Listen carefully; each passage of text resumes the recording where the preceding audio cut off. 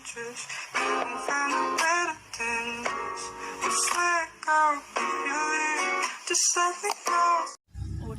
Assalamualaikum warahmatullahi wabarakatuh. Kami akan menjelaskan tentang penyebaran Islam di Indonesia. Islam masuk ke Indonesia sejak abad ke-7 hingga 16 Masehi. Proses masuknya Islam di Indonesia pada umumnya berlangsung secara damai.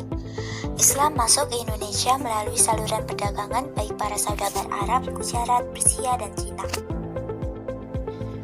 Masuknya Islam ke Indonesia melalui beberapa jalur utama, sebagaimana uraikan berikut ini. Yang pertama, perdagangan. Kesibukan lalu lintas perdagangan pada abad ke-7 hingga ke-16 Masehi membuat pedagang Muslim dari Arab, Persia, dan India turut ambil bagian dalam perdagangan dari negeri-negeri bagian Barat, Tenggara, dan Timur Asia. Hal yang turut berperan dalam penyebaran Islam ialah melalui dakwah yang dilakukan para mubalik.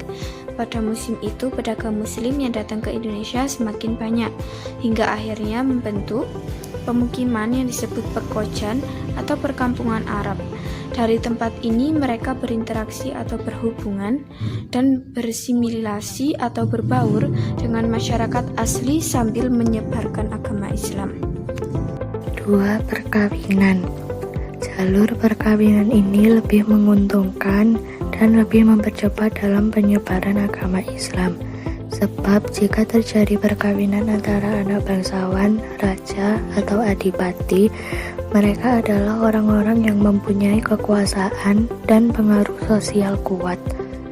Maka keislaman mereka akan diikuti oleh masyarakat atau pengikut sehingga turut mempercepat proses islamisasi. 3. Pendidikan. Model pembelajaran dilakukan secara sederhana atau bisa disebut pembelajaran halakoh, yang merupakan cikal bakal pendidikan pesantren di kemudian hari berkembang menjadi pondok pesantren. Model pendidikan ini memiliki ciri khas santri atau peserta didik menginap di asrama dengan dibimbing oleh guru agama, kiai, ataupun ulama. 4. Seni budaya. Dalam jalur ini contohnya adalah Sunan Kalijaga, seorang tokoh ulama yang paling mahir dalam memainkan wayang. Ia tidak pernah meminta upah pertunjukan tetapi mengajak penonton untuk mengikuti mengucapkan kalimat syahadatain.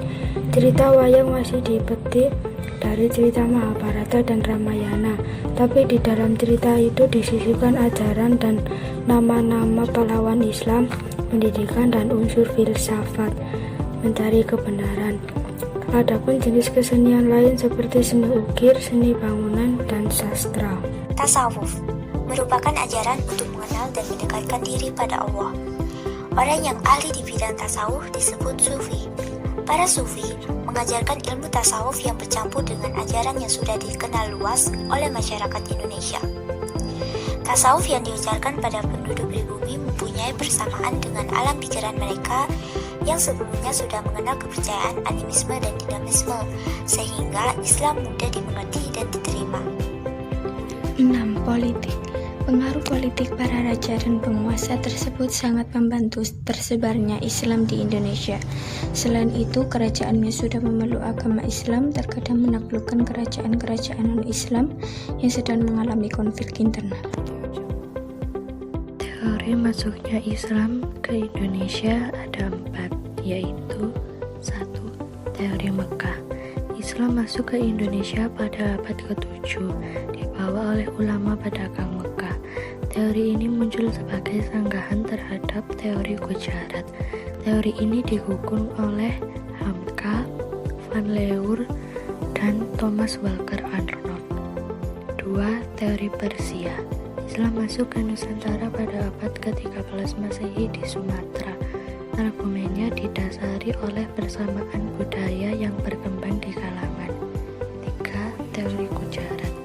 Agama Islam masuk ke Indonesia melalui para pedagang India Muslim pada abad ke-13.